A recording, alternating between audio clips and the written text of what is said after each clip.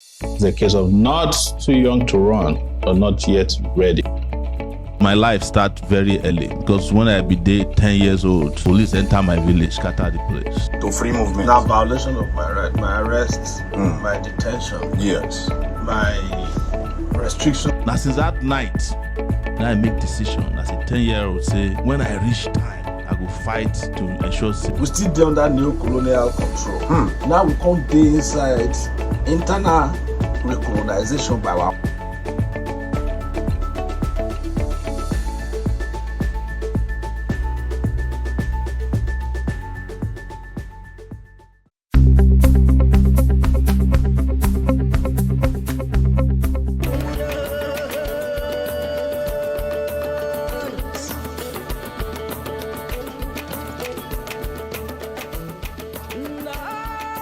No, here on Democracy Now! I'm Amy Goodman with Juan Gonzalez. We turn now to Nigeria, where journalist and pro-democracy activist Omoyele Sowore is entering his second month in jail for calling for peaceful nationwide protests against the government. Sowore called his movement Revolution Now and mobilized activists to take to the streets on August 5th. But just 2 days before the protests were set to begin, he was arrested by the state and accused of attempting to take over the government. He's been in prison for more than a month now as human rights groups continue to call for his immediate release. He's a human rights activist and the publisher of the online news site Sahara Reports, based in New York City, and has lived in the United States for many years. He ran against President Muhammadu Buhari earlier this year in an election he said lacked a level playing field. His party, Africa Action Congress, declared August 5th the start of the Days of Rage, inspired by the recent popular uprising in Sudan that toppled the authoritarian ruler Omar al-Bashir.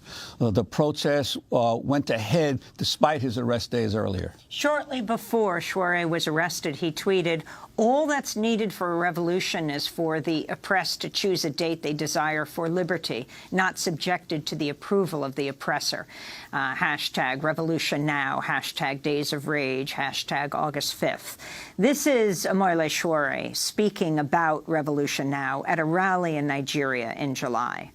Are you not tired of this government? We are tired. Are you not tired of hunger? We are tired. Are you not tired of no unemployment? We are tired.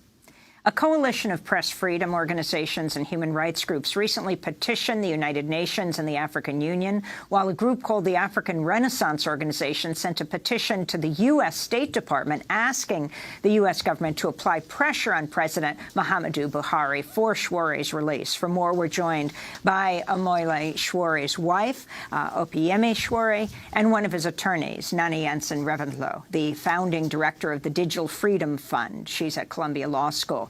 Omoyele Sowore and Nina Jensen-Reventlow, welcome to Democracy Now! It's great to have you with us. Thanks for having us. You were here when Sowore was arrested in Nigeria, and I have to say I personally know Sowore very well. I traveled with him in Nigeria when we went to cover the U.S. oil companies' involvement in the Niger Delta and what they were doing there.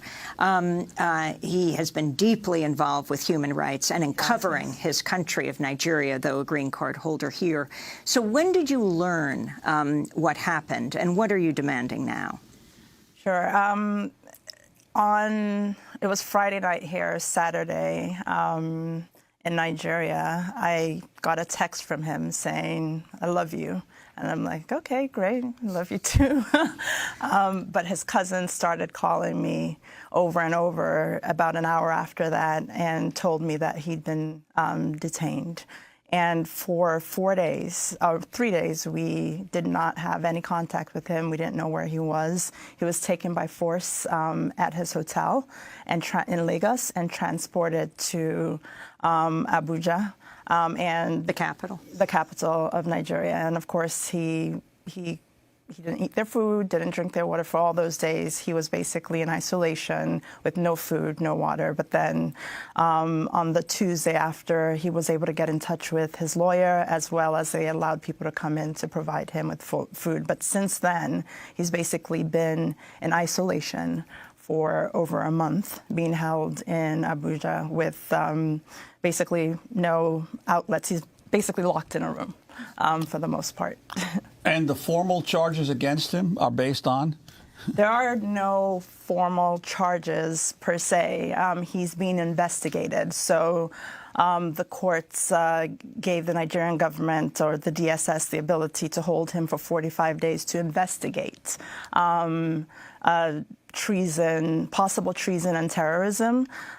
They based it upon a meeting that he had with Nnamdi Kalu, who has an organization around Biafra. He met with him. Yele made it public. In fact, he disagrees with some of Nnamdi's rhetoric, but he met with him. And Yele's whole thing is bringing in everybody's voices so that Nigeria can be a country for pretty much all of its citizens. So that's one of the things that they mentioned against him. They also mentioned he may have taken money from international countries, and he met them in Dubai. He has never been to Dubai before, which was an interesting statement on the Nigerian government's part, and no money basically has been found with him. So those are some of the things that they've mentioned and associated with him, but they basically have no grounds for holding him and haven't found any evidence. Nene Jansen-Reventlow, you are part of an international team of attorneys representing Sowore.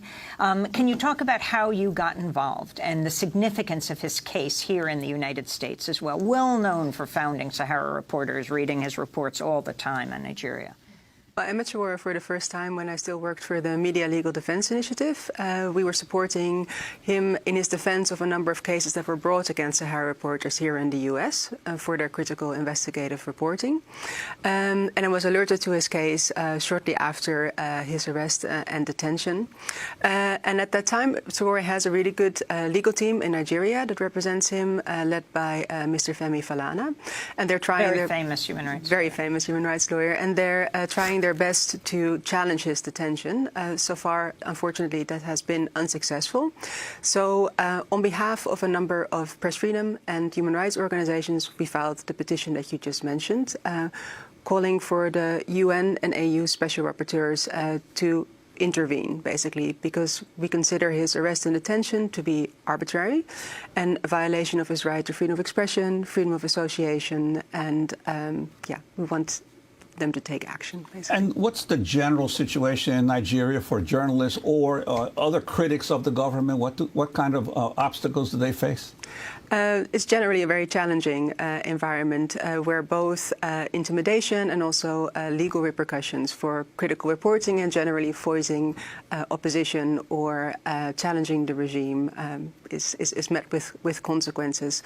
Sowore's arrest doesn't stand alone. There have been numerous arrests, also in the context of the 5 August demonstration that actually did take place, where numerous people were arrested, including a number of reporters that work for Sahara Reporters, but various other human rights defenders in the country have been arrested over the past months. So the Nigerian court justified Sowore's detention through the Terrorism Act. If you could expand on that. In a ruling on August 8th, the Federal High Court in Nigeria's capital city, Abuja, permitted the holding of Sowore without pressing any charges, and that can be extended. Is that right? This is correct. So the Security Service filed an ex parte request for 90 days of detention under the Terrorism Act to conduct investigations, and an order was issued for 45 days of detention. This has been challenged, and last week, finally, this came to a hearing in court. But unfortunately, the judge that heard the petition from Mr. Falana and his team decided that he basically couldn't rule on the matter and referred the matter back to the original court that issued the order.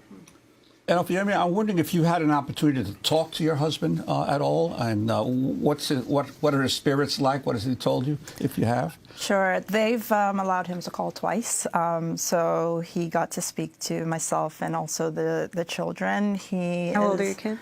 9 and 12. He's definitely putting up a brave front, but it's hard. Staying in isolation for that long and having monitored calls with your family limits what he's able to say or how freely he's able to express himself. And his use of the word revolution, for his organization Revolution Now, Nani, if you could talk about the significance of this, they're saying that this amounts to treason. However, they themselves have used that word, talking about the need for revolution in Nigeria. Nigeria, Africa's most populous country. Yeah. Sowore used the word revolution as an emotive term, and he's used this in the context of wanting to achieve transformative change throughout his career. When he founded Sahara Reporters, he said that he wanted to revolutionize news reporting by founding an organization that would rely on investigative citizen reporting. Interestingly, after his arrest, there was a large outcry within Nigeria, and many people indeed pointed to the fact that many of the officials that are currently in government have used the word revolution in the past as well. And has the Trump administration intervened in any way to help Sowore? Not that I'm aware. Well, we'll continue to follow Sowore's case, and people should read Sahara Reporters. He is the publisher and founder of that. I want to thank you both for being with us. Omoyele Sowore is the wife of Omoyele Sowore, who was arrested August 3rd in Lagos, Nigeria. Nani Jansen Reventhlo is a part of an international team of attorneys representing Sowore here. That does it for our broadcast. I'm Amy Goodman with Juan Gonzalez. Our website is democracynow.org. Thanks so much for joining us.